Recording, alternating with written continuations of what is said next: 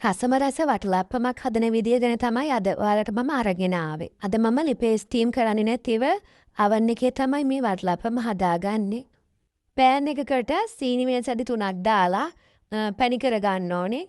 වටලප්පමට ලස්සන පාටක් ඕන නිසා තමයි සීනි ටිකක් අපි මේ විදිහට කැරමල් කරගන්නේ. පැණි එක තද පාටකට ආවට පස්සේ වතුර කප් භාගයක් දාගන්න ඕන. ඊළඟට හකුරු ග්‍රෑම් 250කුත් දාගන්නවා.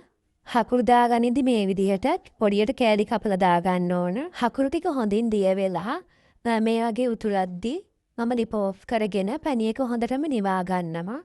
දැන් මම බිත්තර 5ක් බෝල් එකකට මේ වගේ කඩලා දාගන්නවා. ඔයාලට oven එකක් නැත්තම් මේක ස්ටීම් කරලා ගන්නත් පුළුවන්. අරද මුංගු 3ක් කරාවුනට 3ක් අරගෙන හොඳින් කුඩු කරලා මේකට දාගන්න. නුන් තේ හැඳි කාලකුත් දාලා මේ විදිහට හොඳින් ගසා ගන්න. නිවාගත්ත පැණි එක බිත්තරයකට දාගන්න ඕන.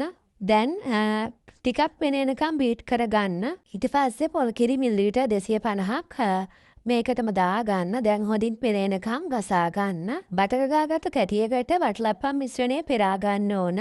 පොල් කිරි ගන්නකොට මිටි කිරිම අරගන්න ඕන. උඩ තියෙන පෙන ටික මම මේ වගේ අයින් කරගන්නවා. මේ වෙලාවේ oven එක සෙල්සියස් අංශක 180ට රත් වෙන්න තියලා තියන්න. දැන් මම වටලප්පම් මිශ්‍රණය oven එකට දාලා විනාඩි 45ක් බේක් කරගන්නවා. හොඳින් නිම්නට පස්සේ ෆ්‍රිජ් එකට දාලා අරගන්න.